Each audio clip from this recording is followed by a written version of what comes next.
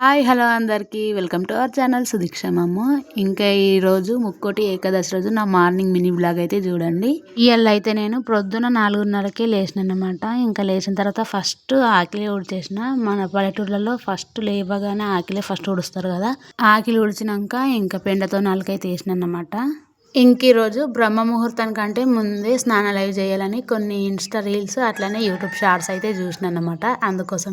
అందుకే ప్రొద్దున్నే మబ్బుల లేచినానమాట. అన్ని పనులు జల్దీ జల్దీ అయిపోవాలని చెప్పేసి ఇంకా అలక అవన్నీ వేసుకున్న తర్వాత నైట్ గిన్నెలు అవి ఉంటే అవి కూడా తోమేసుకున్నాము. ఇంకే చలికాలం కాబట్టి మనకు బాగా చీకటి అనిపిస్తుంది, అందుకే ఏం కనిపిస్తలేదు ఆడ మీకు.